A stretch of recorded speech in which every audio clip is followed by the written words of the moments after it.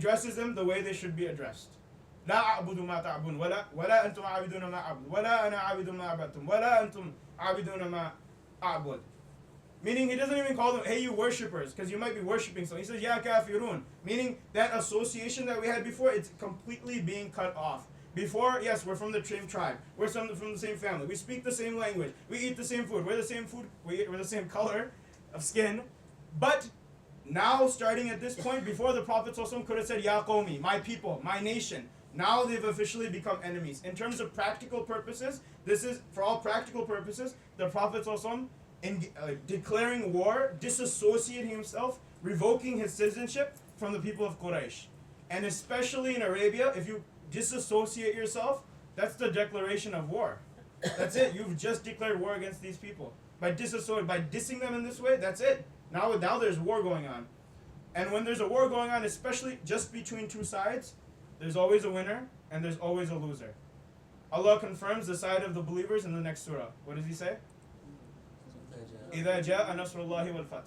When the victory of Allah comes and the conquest. Confirming that the believers are on the right side. The believers already have their victory. فَإِذَا جَاءَ نَصْرُ اللَّهِ وَالْفَتْحِ وَرَأَيْتَ النَّاسَ يَدْخُلُونَ فِي دِينِ اللَّهِ أَفْوَاجًا. Right now the people aren't coming to you, but just around the corner they're going to be coming in flocks. You won't be able to stop them. They're going to be coming to this religion. Now when you have a war going on and victory is right around the corner, the best way to get that victory, or the way Allah can guarantee that that victory is happening, is when you look at your enemy, but you don't just look at like the small enemies. You don't look at like the little kids. You look at the big dogs. You look at your top enemy on the other side. If you can take down the top enemy, then victory is already yours. Who's the worst enemy for the Prophet ﷺ? Abu Lahab. Allah subhanahu wa ta'ala confirms that Abu Lahab is nothing anymore for you. Tabbat yada Abi Lahab bin Watab. Abu Lahab, he's even a worse enemy than Abu Jahl, because Abu Lahab is from the family of the Prophet ﷺ. He's the neighbor of the Prophet ﷺ. He can hurt the Prophet ﷺ in more ways than Abu Jahl can, and he does. Abu Jahl actually even had some class. I know it's weird to say that because he's the worst enemy of Islam, but even Quran confirms this. We heard it today. أَرَأَيْتَ إِنْ كَانَ عَلَى الْهُدَى. Had you seen if he was just committed to guidance? I mean, he had potential. If he was just on guidance, amara bit taqwa, or encouraged people with goodness or with taqwa, man, this guy would have been somebody. He had potential at least. He didn't take it. It was up to him. He had potential, but Abu Lahab, filthy on the inside, filthy on the outside, through and through, nasty person. And Allah has already taken this big obstacle for you, the biggest enemy for you, we've already taken him out of the way. Now, when there's a war going on, and it's going on for a long time, years and years and years and years, you know what starts happening? People start to forget why they started the war in the first place. Sound familiar? People start to forget, hey, why are we even here? Why did we even start this war? 3 years passed, 5 years passed, 10 years passed. This war between the believers and the disbelievers, how long has this war been going on? Not physically, but ideologically, for 2 decades. It's been going on for a long time. So when people are in a war, they naturally, it's a modern phenomenon, we all know it. People forget, hey, why are we even here? And then they say, you know what? Don't worry about why we came here, just focus on the pragmatic, realistic realities of our current condition, meaning we have no idea why we're here, but just focus on the now. It's a modern phenomenon. And so, when victory is right around the corner, and you're about to get the victory from Allah, it's extremely important to remind yourself why you started the war in the first place. So Allah gives the mission statement of this religion. قُلْ هُوَ اللَّهُ أَحَدٌ اللَّهُ الصَّمَدُ لَمْ يَلِدْ وَلَمْ يُولَدْ وَلَمْ يَكُنْ لَهُ كُفُوًا أَحَدٌ. This is the purpose of everything you've done so far. And this jewel of Tawheed, this gem, this amazing gift that Allah gives the believers, and He encourages the Prophet and commands the believers to believe in this Tawheed. How many other prophets have been given the same Tawheed? Every single one of them.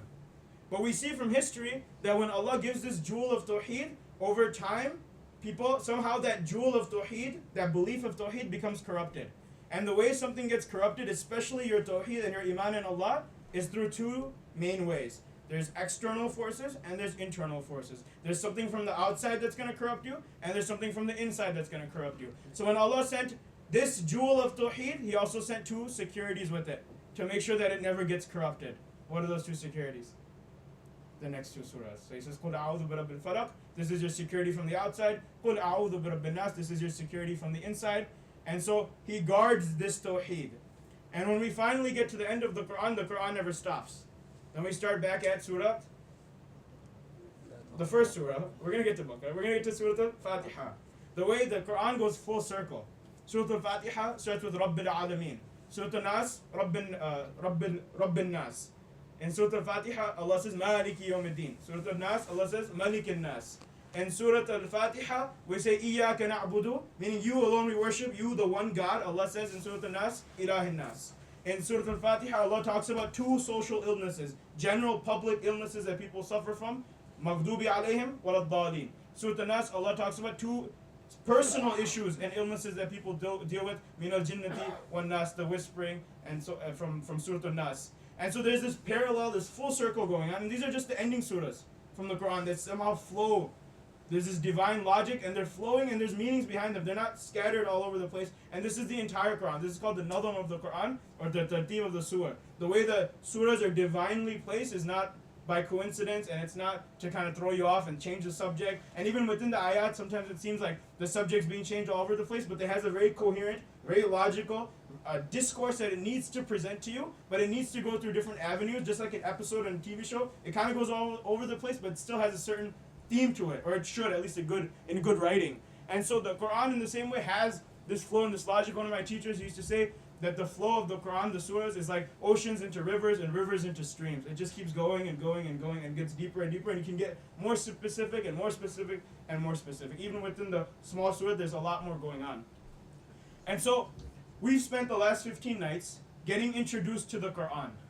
But our goal in life is to make the Quran our best friend. If we make the Quran our best friend in this life, the way we carry our purse or our cell phone or our iPad, we should be carrying the Quran physically, or at least in our hearts, or at least in our reflections when we look at the sun in the morning and the moon at the night, when we look at the grass, when we look at the cows, when we look at your wife. But when you look at all of these different things, these reflections should be the Quran is your best friend. If you make the Quran your best friend in this life, the Quran will be your best friend in the hereafter. When you need a friend and all your friends have abandoned you and all your family has abandoned you and your children have left you, and they would say, just take my father, don't take me, and the father will say, just take the son, leave me alone. Everybody's abandoned you. The Quran, your best friend in this world that you were boys with, that Quran is going to stand up and it's going to have intercession for you.